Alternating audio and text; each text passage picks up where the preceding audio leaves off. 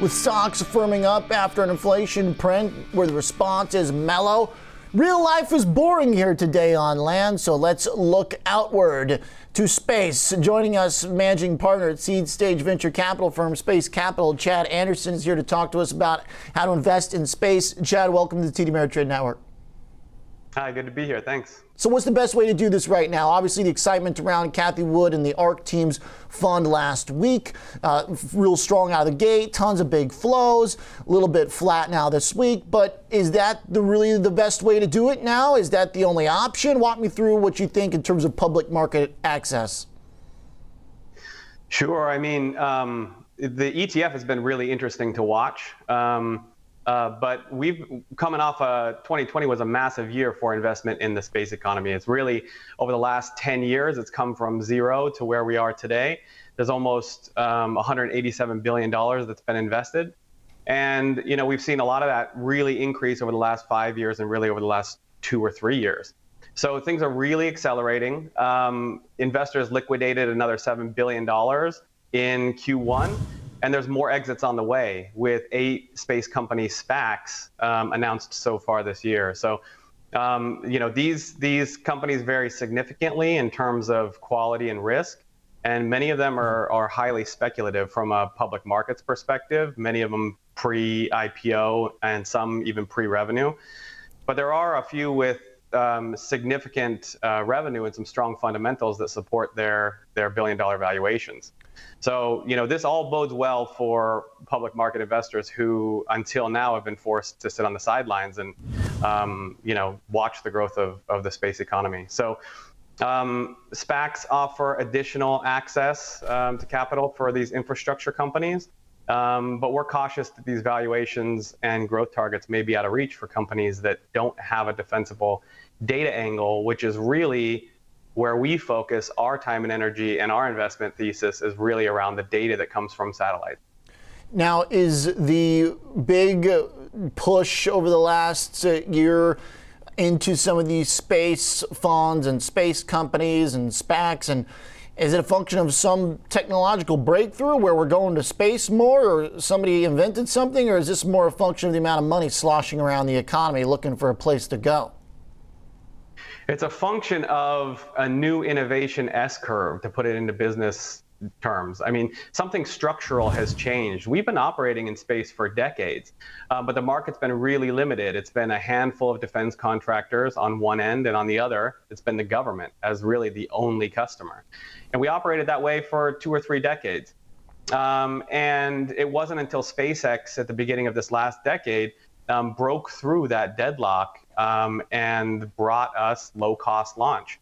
And they brought the price down significantly, but they also published their pricing, which brought transparency to a market for the very first time. So suddenly, if you had an idea for something, you know, some sort of space business using smaller satellites, cost-effective distributed networks of satellites, you could go out and raise seed funding and get a business up and going. And that's exactly what we saw. These companies started to get their first seed capital in 2013. They started to launch their satellites in 2014. 2015, SpaceX announced their Starlink program, and that's their low Earth orbit satellite communications business. Google put $1 billion in. And a lot of things started to come together at that point. And so that's why we've really seen things take off since 2015. So there was a structural change here that provided access to a market that was otherwise off limits for a long period of time. Now, as you mentioned, within your investments, thinking a lot about satellites, thinking about data, is that right now the most profitable area, the space tech being utilized for things back on Earth, whether it's weather, information for investors, data, traffic? Is that the place where we're seeing the quickest, kind of lowest hanging fruit for some of this? Absolutely. I mean, that's our entire thesis. And so ARC's ETF in space has been really interesting to watch because they have a few defense contractors in there, some big aerospace companies, as you'd expect. These are the type of infrastructure companies that most people think about when they think of space. But their largest holding is in Trimble, which is a distribution company that brought us the first commercial GPS receivers in 1984. So, but the portfolio also includes a lot of holdings that left some outsiders struggling to see the space connection. But for us, their approach here really aligns well with our thesis, which recognizes that space-based technologies are the invisible backbone of our global economy. And, GPS, geospatial intelligence, or Earth observation, satellite communications, these things all play a critical role in major industries like agriculture, insurance, logistics to retail, marketing, and finance. And so, as we like to say, in the same way that every company today is a technology company, every company of tomorrow is going to be a space company, meaning that they're going to integrate this into their business in some way.